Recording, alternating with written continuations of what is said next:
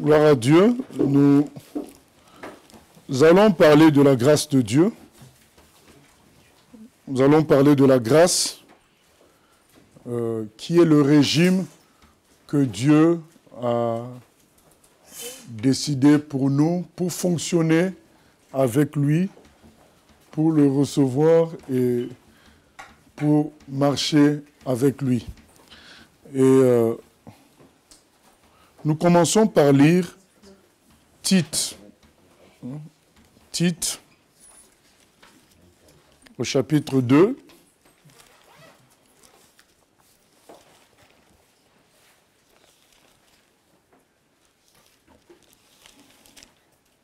Ensuite, nous allons lire dans Éphésiens.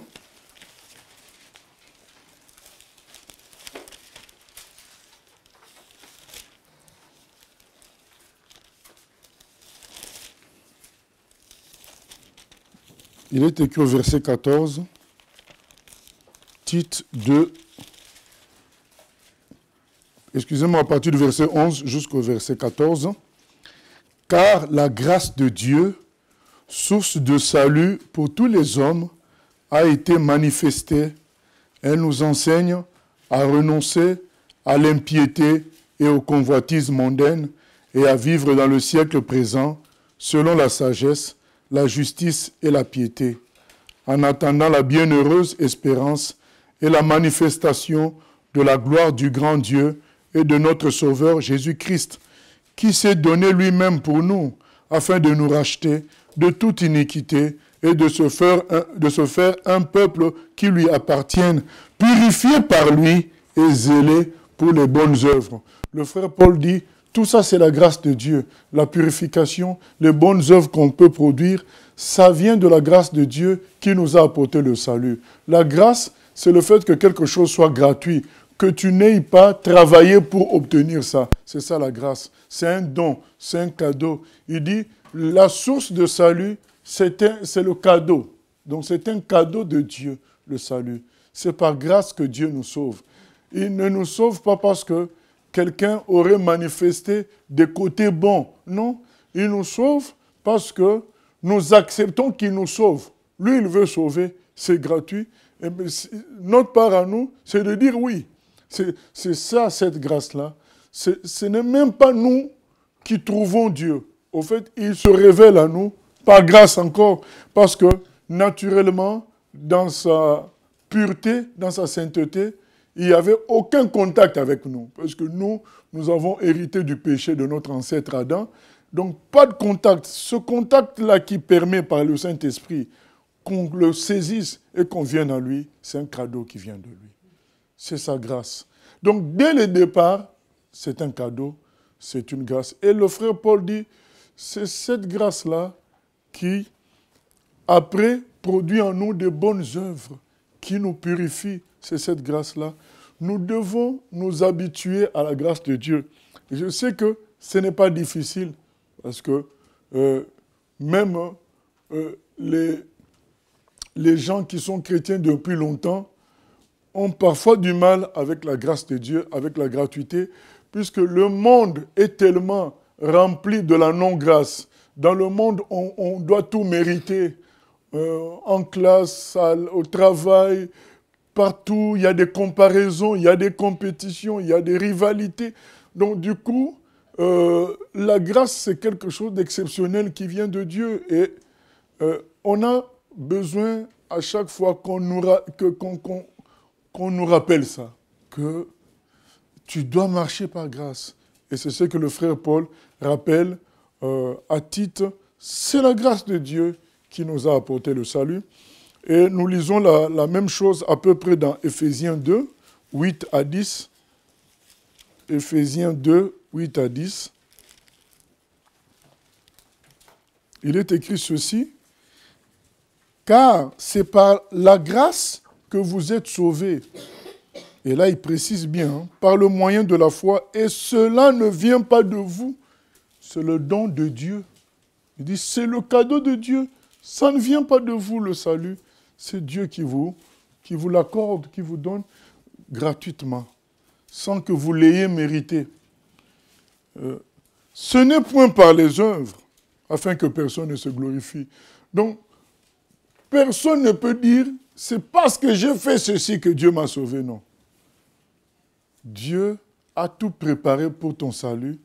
Il suffisait que tu l'acceptes simplement. C'est ça la grâce. Mais comme nous avons lu dans Tite, bien sûr, ce salut-là implique un changement de vie, donc implique de recevoir la vie de Jésus. C'est ça ce salut-là. Tu reçois gratuitement la vie de Jésus qui va te pousser à vivre loin du péché, loin du mal, et en produisant du fruit pour Dieu. Car nous sommes son ouvrage, verset 10, ayant été créés en Jésus-Christ pour de bonnes œuvres que Dieu a préparées d'avance afin que nous les pratiquions. Voilà, Dieu, c'est lui qui nous a construits par sa grâce et il a préparé des choses pour qu'on les mette en pratique. Du coup, nous commençons par le premier point concernant la grâce. Ça enlève l'envie de se glorifier, puisque c'est Dieu qui a tout préparé d'avance pour nous. C'est Dieu qui nous a sauvés gratuitement. Du coup, comme il est écrit, afin que personne ne se glorifie, personne ne peut dire, ben tiens, parce que j'ai toujours aimé Dieu, c'est pourquoi il m'a sauvé. C'est faux. Dieu nous a sauvés gratuitement. Personne n'a eu à produire quoi que ce soit qui permette cela. Au contraire, lui nous a observés quand nous étions dans la boue du péché. Il nous a observés, il a eu pitié de nous, il a monté un plan de salut pour nous amener à lui et nous sauver. Donc tout vient de lui. C'est ce que nous dit ce passage. La grâce de Dieu est la source du salut. Ici c'est écrit, c'est par grâce que vous êtes sauvés. Bien sûr, notre part à nous, c'est de croire en cette grâce. De dire oui, de dire c'est vrai, j'accepte que Dieu me sauve par grâce. Et je sais que c'est une difficulté, c'est pourquoi nous en parlons, parce que un des gros freins dans le christianisme, dans les humains, c'est le problème de la grâce. Beaucoup veulent s'approcher de Dieu quand ils se comportent bien. C'est là qu'ils disent, bon, d'accord, je veux bien de lui. Quand je parle parfois à des gens qui sont proches du baptême, ils disent, bon, je vais encore changer un tout petit peu après, je vais me faire baptiser. Voilà, vous voyez la conception fausse qui est là, c'est quoi? C'est quand je suis un peu plus bon que Dieu va m'accepter. Non, c'est faux complètement. Nous sommes sauvés par grâce. C'est-à-dire que Dieu attend de nous juste le choix d'être son disciple, d'être son enfant. Nous, on doit dire à Dieu, je veux me laisser dorénavant porter par toi. Je ne veux plus gérer ma vie. Porte-moi et amène-moi à être comme ton fils Jésus et à produire les fruits qui suivent l'amour, la bonté, la pureté. Voilà. Nous, ce qu'il attend de nous, c'est de choisir. Et beaucoup traînent leur jour de conversion, leur jour du baptême, parce qu'ils pensent qu'ils doivent se sentir d'abord purs pour s'approcher de Dieu. Mais non, c'est le contraire. C'est comme si quelqu'un, avant d'aller à l'hôpital, il essaie par lui-même de guérir à 70%. Quand il s'est guéri tout seul à 70%, c'est là qu'il va voir le médecin. Mais le médecin dit, mais mon cher, tu as perdu du temps parce que si tu étais venu avant, moi, je t'aurais donné un médicament en 2 jours, tu serais guéri. Là, tu as pris 2 mois à chercher à te guérir toi-même pour venir me voir.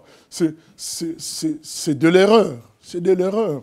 Beaucoup traînent à venir à Christ à cause du manque de compréhension de la grâce. C'est pourquoi nous devons en parler régulièrement. Parce que sinon, la porte du salut sera fermée pour beaucoup de personnes qui attendent. Il y en a qui disent, je vais d'abord mettre en règle ceci, cela. Quand j'aurai mis tout ça en règle, maintenant je viendrai m'engager. Mais tu risques de ne jamais mettre les choses en règle jusqu'à ta mort. Parce que parmi nous, qui peut dire que j'ai tout mis en règle, c'est bon? Mais personne. Donc, en réalité, c'est le cadeau de Dieu, c'est le salut de Dieu, c'est l'amour de Dieu. Ce qu'il attend de nous, c'est qu'on lui donne les clés de la maison. On dit, ben vas-y, prends les clés de ma maison, de ma vie, gère maintenant.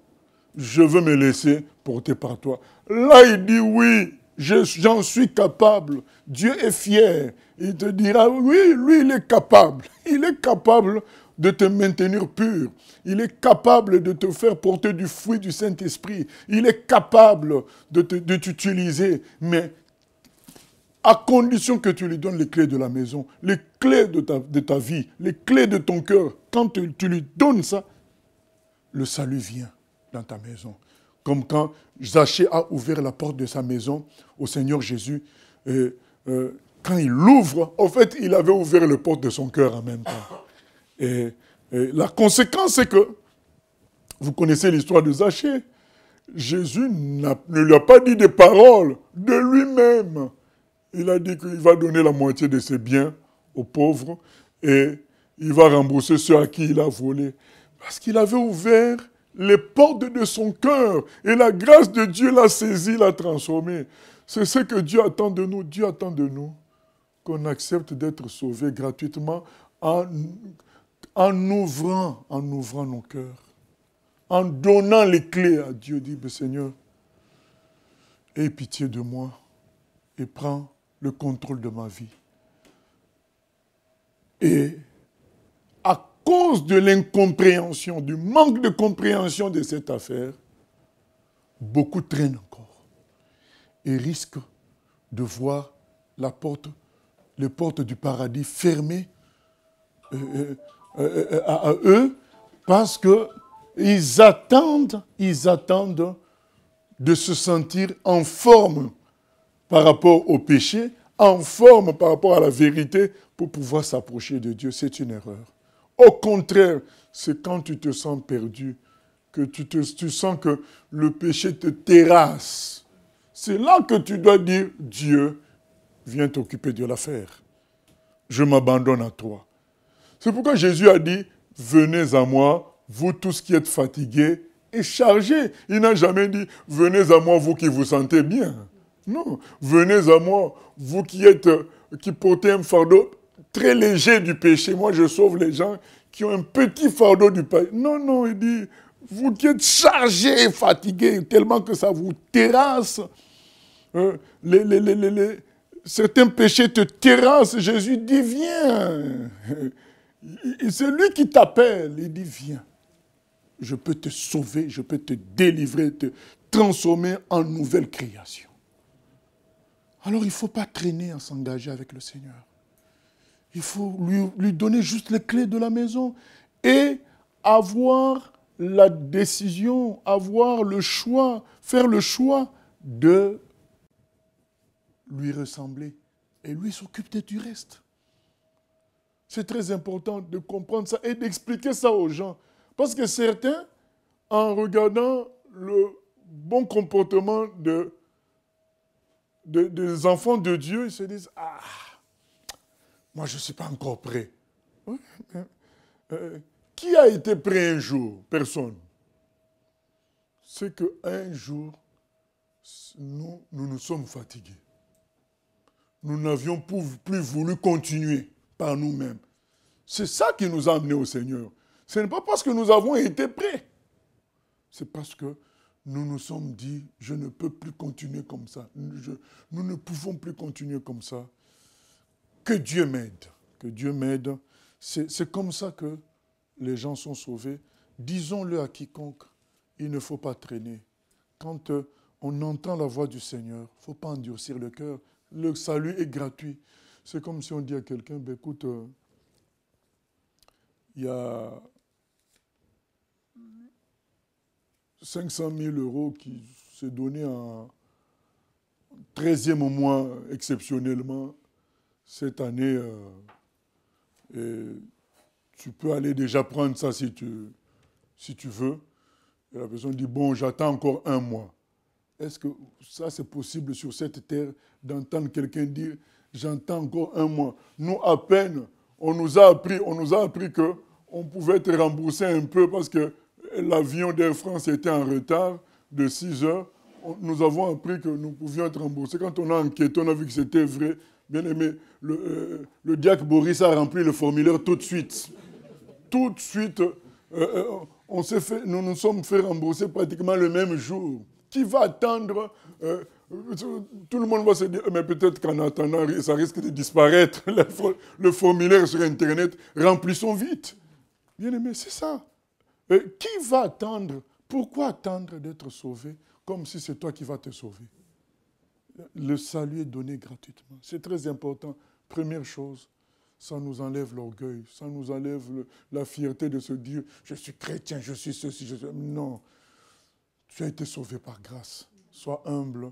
Ne regarde pas les païens comme si c'était des déchets. C'est des humains.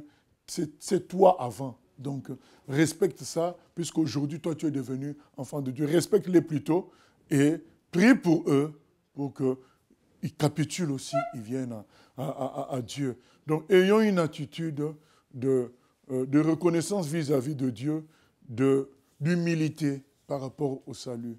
Deuxièmement, la grâce nous appelle à la reconnaissance, à dire merci, parce que nous n'avons pas mérité, nous n'avons rien fait, nous avons juste fait le choix, mais c'est lui qui a tout préparé pour nous sauver. Du coup, ça nous pousse à la reconnaissance. Je veux dire une chose, dans la grâce, il n'y a pas que le fait d'être sauvé pour aller au paradis, il y a tout le reste, la respiration, la santé. Il y a tout le reste là que nous vivons. C'est une grâce. C'est la grâce de Dieu. C'est écrit dans 1 Corinthiens 4, 7. 1 Corinthiens 4, 7. Car qui est ce qui te distingue? Qu'as-tu que tu n'aies reçu? Et si tu l'as reçu, pourquoi te glorifies-tu comme si tu ne l'avais pas reçu? Le frère Paul dit, mais qu'est-ce qui te distingue de quelqu'un d'autre?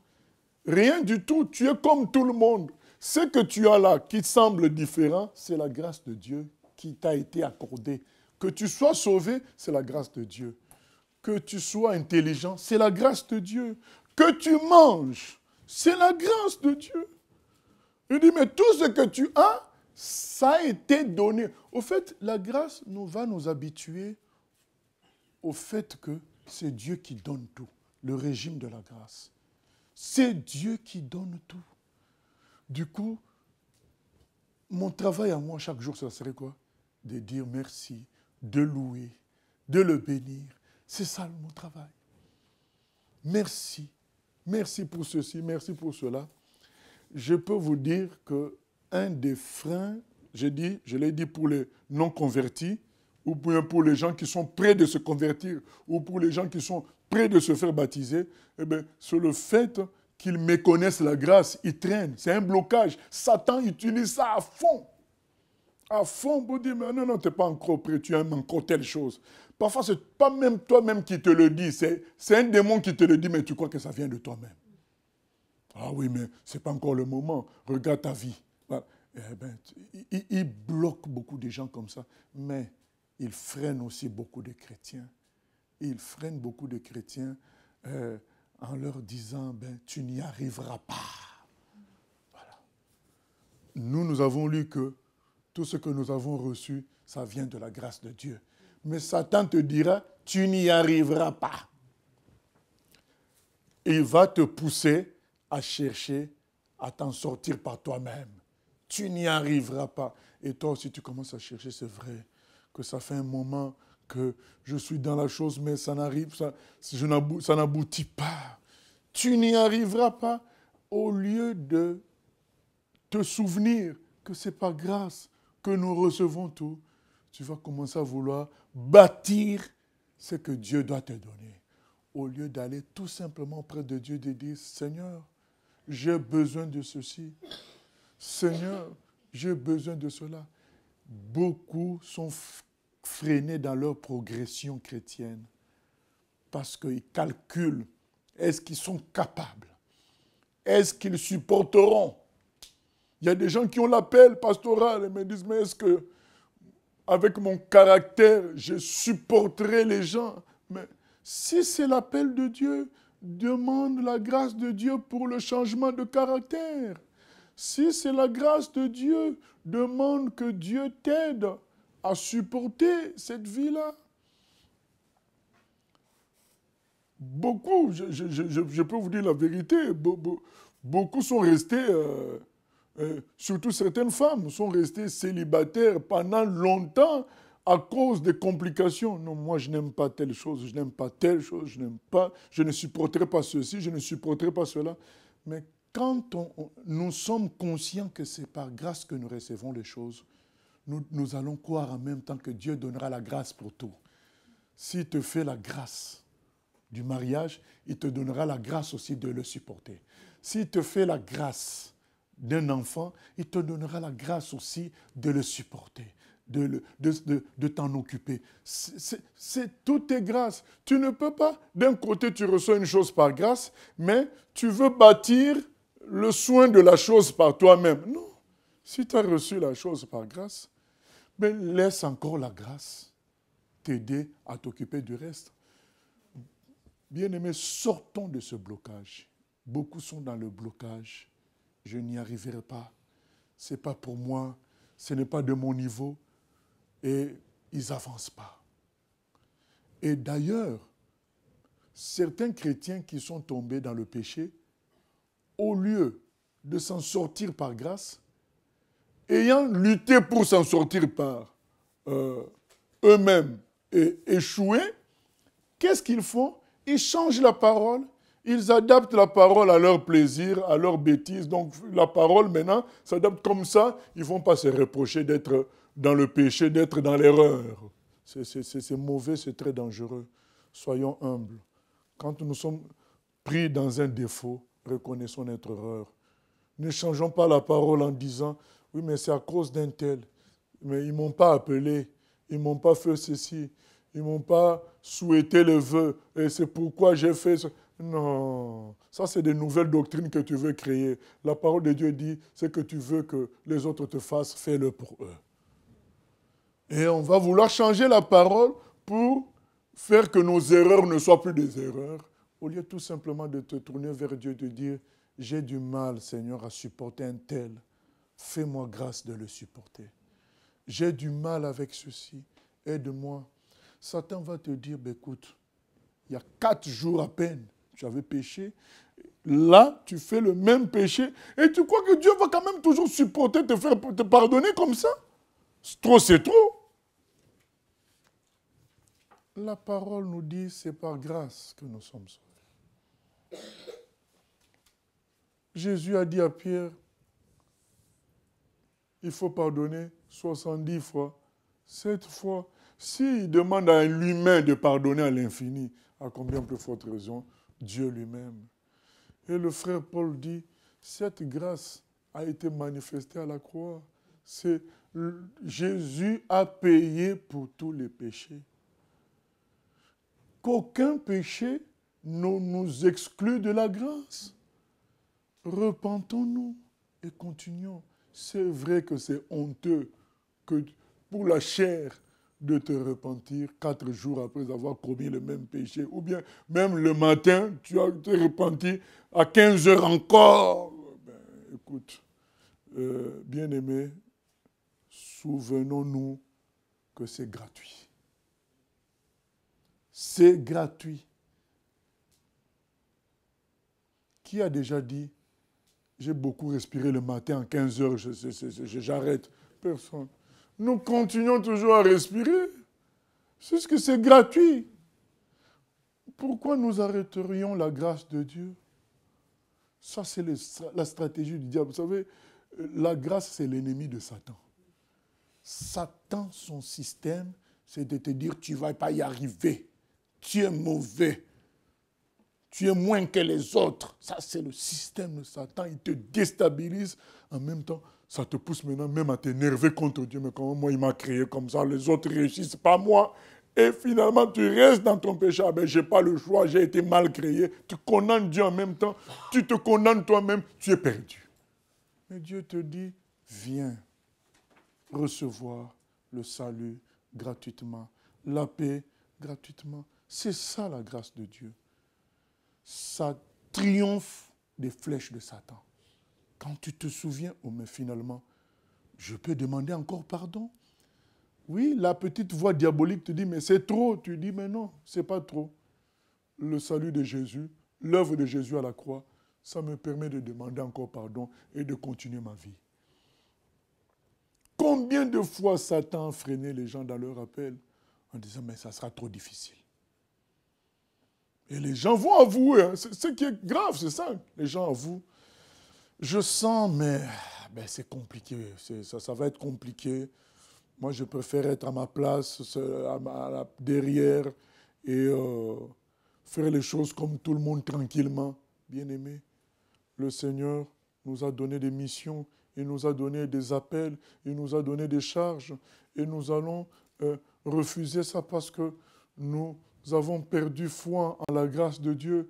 Nous croyons que c'est nous qui allons nous battre pour accomplir une tâche, une mission, et nous nous freinons, nous bloquons l'œuvre de Dieu à cause de notre conception. Bien-aimé, c'est la grâce de Dieu qui produit tout. C'est la grâce de Dieu. Vous savez, quand les gens sont dans la grâce de Dieu, ils gardent la vitesse de croisière. Moi, j'appelle la grâce, ça permet la vitesse de croisière. Donc, tu continues toujours, tu ne t'arrêtes pas. Parce que tout est grâce. Je me retrouve en prison, eh bien, c'est la grâce de Dieu. Oh, comment ça? Ben oui. Peut-être Dieu avait déjà vu qu'il y a une tentation qui m'attendait à l'extérieur. Dans 6 mois, j'allais tomber. Il m'exclut. Il me met en prison. J'échappe. Moi, je ne sais pas. À cause de la vérité, bien sûr. Je ne parle pas de la prison à cause du péché que tu as commis, non, mais à cause d'une erreur ou bien parce que tu prêches l'évangile qui s'oppose à la logique d'un pays, tu te retrouves en prison, mais Dieu savait qu'à l'extérieur, tu aurais peut-être perdu la foi. Les gens qui comprennent la grâce de Dieu remercient pour tout. Vous savez pourquoi? Parce que celui qui est à l'origine de la grâce est amour. Il est bon. Il n'a que de bonnes idées pour nous. Il n'a que de bons projets parce qu'il est amour. Déjà, en tant qu'humain, toi-même tel que tu es là, tu as de bons projets pour beaucoup de gens. Pour tes cousins, tes cousines, ta mère, ton père, tu as de bons projets. Mais Dieu nous aime plus que toi, tu aimes ton père, ta mère. Il nous aime d'une manière extraordinaire au point qu'il a donné son fils pour nous, être crucifié pour nous. C'est-à-dire qu'il nous a mis au même niveau que son fils. Donc il nous aime comme si nous étions, dès le départ, sa chair. Mais il n'a pas de chair, il est esprit. Mais voilà, je donne cette comparaison par rapport au fait que toi, tu as de bons projets pour ta mère, ton père, tes frères, tes soeurs. Mais Dieu a un attachement à nous plus que cela. Donc, du coup, les gens qui saisissent ces choses-là vont remercier pour tout. Ils savent que c'est Dieu qui m'a amené dans cette piste-là pour moi, pour ma faveur. Mauvaise nouvelle, merci Seigneur. Parce qu'il y a une bonté de Dieu dedans, parce que Dieu est Dieu très bon, miséricordieux, tout-puissant, qu'avec de bonnes intentions. Tout est grâce, mais une grâce bonne. Ce n'est pas une souveraineté dictatoriale, mauvaise, méchante. Non, c'est vraiment une souveraineté de bonté et d'amour. Dès que tu lui confies les clés de ta vie, sache que tout ce qui t'arrive, c'est pourquoi Romains 8, 28 le dit, tout concourt pour le bien de ceux qui aiment Dieu. Tout ce qui t'arrive, c'est pour te faire avancer. Du coup, tu remercies pour tout. Maintenant, quand tu commences à remercier pour tout, Dieu commence à te montrer les avantages de la position pour laquelle tu as dit merci. Mais quand tu ne dis pas merci pour la grâce de Dieu, quand tu ne reconnais pas la grâce de Dieu, Dieu aussi ne te montre pas pourquoi. Il te laisse dans ton déni de sa grâce, il laisse. Il n'est pas obligé à chaque fois de te montrer les bonnes choses pour que tu comprennes qu'il n'a que de bonnes intentions pour toi. Bien-aimés, acceptons tout ce qui nous arrive comme étant une grâce. C'est la vérité. Quand quelqu'un dit, par exemple, bon, le mariage ne vient pas. Mais pour pouvoir dire cette phrase-là, le mariage ne vient pas, il faut d'abord avoir ce qu'il faut pour le mariage. Donc tu l'as, mais si tu as ce qu'il faut pour le mariage, c'est une grâce de Dieu. Reconnais que Dieu t'a fait grâce de ce qu'il faut. Et tu dois retourner encore dans sa grâce pour réclamer ce qui manque. Mais qu'est-ce qui nous arrive souvent? Ce qui manque nous fait oublier ce que nous avons. C'est ça qui est méchant. Nous avons une voiture, il manque l'argent pour réparer la partie cabossée. Ça nous fait oublier que nous avons une voiture. Nous nous mettons en colère. Nous disons, mais Dieu ne donne pas les moyens pour faire ceci, pour faire cela. Mais tu as oublié qu'avoir déjà la voiture, c'est une grâce. C'est pourquoi nous devons revenir au système de la grâce. Nous allons comprendre beaucoup de choses. Nous allons faire fuir le diable. Il est écrit, la foi que nous avons, ça triomphe du monde. Résister au diable fuira au loin. Comment on résiste? Par la foi. Mais la foi en quoi? En la grâce de Dieu. On sait toujours, nous allons toujours nous rappeler que Dieu me fait grâce. Il me fait grâce de tout. Que nous puissions bien aimer nous réunir pour prier. C'est une grâce. C'est une grâce. C'est un don de Dieu. Il y a des gens qui se lèvent avec l'intention d'aller prier. Ils sont pris par YouTube, par ceci, par ça. Ils oublient et voilà. À minuit, ils se souviennent, mais oui, mais je devais aller prier quelque part. Je ne suis pas parti. Mais quand cela s'accomplit, que tu pries, que tu te mets devant le lieu saint de Dieu pour lui parler face à face, c'est une grâce. Retrouver des frères et sœurs en Christ, c'est une grâce. Il y a des gens qui sont tout seuls dans leur coin. Tout est grâce. Et lui aussi, quand il est tout seul, c'est une grâce aussi. Dieu sait pourquoi. Il y a des choses à apprendre. Mais pourquoi nous n'entrons pas dans la gloire, dans la bénédiction? Parce que nous oublions le système de grâce, de la grâce.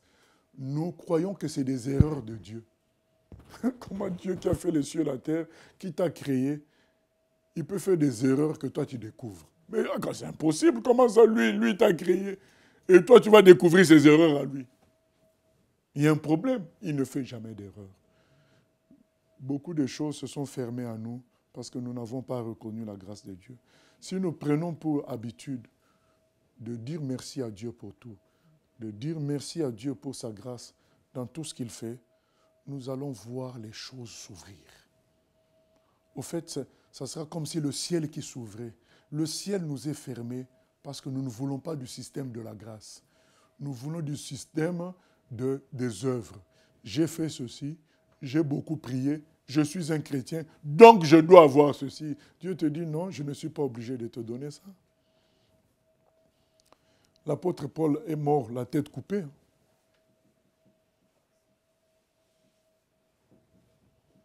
L'apôtre Pierre est mort crucifié à l'envers. Dieu n'est pas obligé de nous donner 60 ans. Vous savez, quand on avait 20 ans,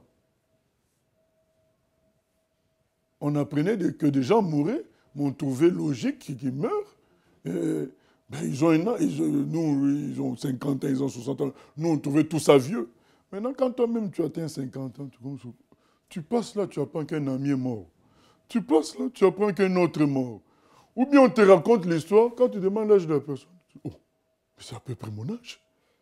C'est là que tu te rends compte, mais je vis par grâce finalement. Parce que beaucoup de mon âge meurent. Ou bien tu apprends que quelqu'un de ton âge a eu un cancer foudroyant. Mais quand on apprenait ça à 20 ans, on se disait, ah oui, ben c'est logique. Mais aujourd'hui, tu te dis, mais je vis par grâce finalement. Puisque j'ai la même configuration que l'autre. Mais lui, il est mort. Moi, je vis. C'est là qu'on commence à réaliser la grâce. Hier, j'ai fait une visite où j'ai entendu des choses. Finalement, tu te dis, mais nous vivons par grâce. C'est un cadeau de Dieu, la vie. C'est un cadeau de Dieu. Les études que j'ai faites, c'est un cadeau de Dieu. Finalement, tu te rends compte qu'il y a des gens plus intelligents que toi qui n'ont pas fait ces études-là. Mais quand nous regardons les choses inachevées, les choses qui ne sont pas encore exaucées, nous oublions complètement la grâce de Dieu et nous fermons la porte à cette même grâce. Satan est content, il a réussi son objectif. Fermer la porte de la grâce. La grâce, c'est son grand ennemi. Parce que lui nous fait chanter toujours. Il a dit à Jésus, si tu es fils de Dieu, transforme les pierres en pain. Voilà. Prouve-nous. Jésus a dit, je suis fils de Dieu par amour de Dieu, par la grâce de Dieu. Je ne veux pas chercher à prouver ça. Satan va dire, mais vous êtes chrétien, pourtant vous manquez telle chose, hein? Oui. Nous sommes heureux d'être enfants de Dieu, c'est déjà une grâce. Là, il va fuir loin. Il va fuir loin. Mais beaucoup, ils entendent, ils viennent dire, bon, pasteur, c'est vrai quand même, ça fait 5 ans, ton Dieu n'a pas écouté. Non, mais tu es en train d'écouter la voix diabolique. Écoute la voix de Dieu qui va te dire, je suis ouvert à toi. Qu'est-ce qu'il a dit à notre frère Paul? Ma grâce te suffit. Ma grâce te suffit. Le frère Paul a dit, j'ai prié 3 fois pour être guéri. 3 fois. Mais il m'a répondu, ma grâce te suffit, car ma puissance se manifeste dans la faiblesse. Ne cherche pas à vivre selon un autre régime que la grâce, bien-aimé. Tu vas te dire, mais j'ai prié 3 fois, j'ai jeûné 40 jours, mais la chose n'est pas arrivée. Dieu te répond, ma grâce te suffit. Je sais ce que je fais. Crois à ma grâce, tu verras la puissance de Dieu. C'est là que Paul dit. Paul dit, dans la conséquence de ce que je viens de dire, il dit, maintenant je me réjouis de mes faiblesses.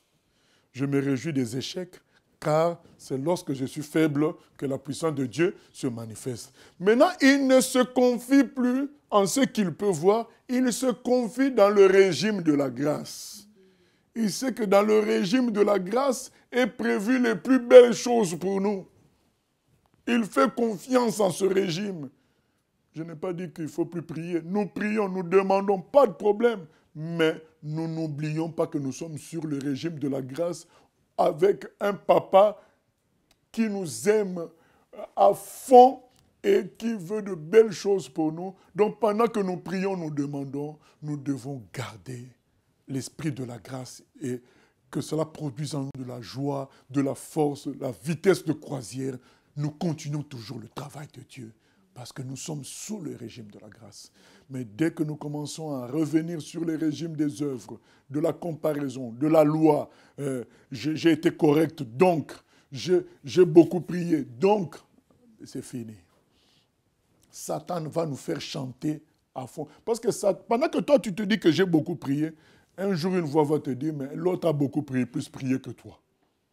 Donc, tu vas encore chercher à prier comme l'autre. Et puis, dans cet épuisement, tu vas finir par te fâcher contre Dieu et dire, mais je prie, je fais tout, mais Dieu te dira, ma puissance est une grâce. Je donne à qui je veux.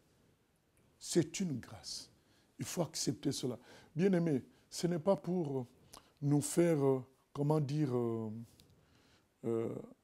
accepter le côté échec ou médiocre. Pas du tout. Au contraire.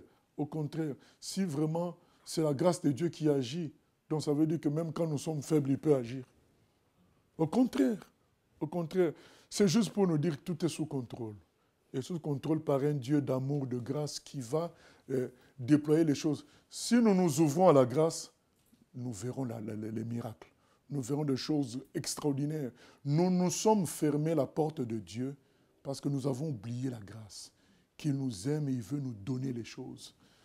Nous pensons que nous allons lui forcer la main. Non, nous ne pouvons pas lui forcer la main. Personne ne le force. Personne ne l'oblige. Il faut juste accepter qu'il a entendu nos prières. Il va agir. Entre-temps, nous réjouir, proclamer sa bonté, son amour à cause de sa grâce. Et nous sortons du frein diabolique, hein, dans lequel beaucoup sont même inconsciemment en se disant c'est compliqué, mais non, rien n'est compliqué. Le Dieu que nous servons est tout puissant. Sa grâce est infinie. Il a dit à Paul, ma grâce te suffit. Le fait que je te sois favorable, ça te suffit, tu verras des grandes choses. Oui, mais j'ai mal. Il dit, ma grâce te suffit. Mais le même qui disait que j'ai mal, il finit par dire, maintenant je me réjouis. Parce qu'il a vu des grandes choses quand il a accepté la grâce de Dieu. Il a vu qu'elle était réelle. Parce que quand nous n'acceptons pas quelque chose, nous ne voyons pas sa réalité non plus. Quand nous acceptons qu'il y a la grâce, nous verrons aussi sa réalité. Que Dieu nous aide au nom de Jésus. Seigneur, aide-nous à accepter le régime de la grâce. Aide-nous à accepter que c'est réel. Tu as en vue de belles choses, de grandes choses, que les choses absentes ne nous déstabilisent pas, parce que tout est prévu dans ta grâce, Seigneur. Que nous puissions nous ouvrir à ta grâce et nous attendre à ce que cela éclate en gloire, Seigneur. Que nous puissions ne plus regarder à nos propres forces, regarder à notre propre sainteté, mais à chaque fois que nous avons des soucis, que nous retournions à ta grâce. Même si ces soucis-là, c'est le péché, que nous retournions à ta grâce pour dire, Seigneur, purifie-moi de ce péché, libère-moi de ce péché. Si ce souci, c'est le fait, la paresse spirituelle, que nous puissions retourner à toi pour dire, Seigneur, libère-moi de la paresse spirituelle. Tout est grâce. Donc même la force de prier vient de toi. Au lieu de commencer à nous torturer, à nous accuser et à nous freiner, que nous retournions à toi, toujours demander la grâce. Si, Seigneur, le souci, c'est que nous avons perdu un peu foi, que nous retournions encore à toi pour demander la foi à nouveau. Que nous soyons simples. Aide-nous à être simples. C'est la simplicité qui nous fera accepter ta grâce. À toi la gloire, la louange au siècle des siècles. Amen. Gloire à Dieu.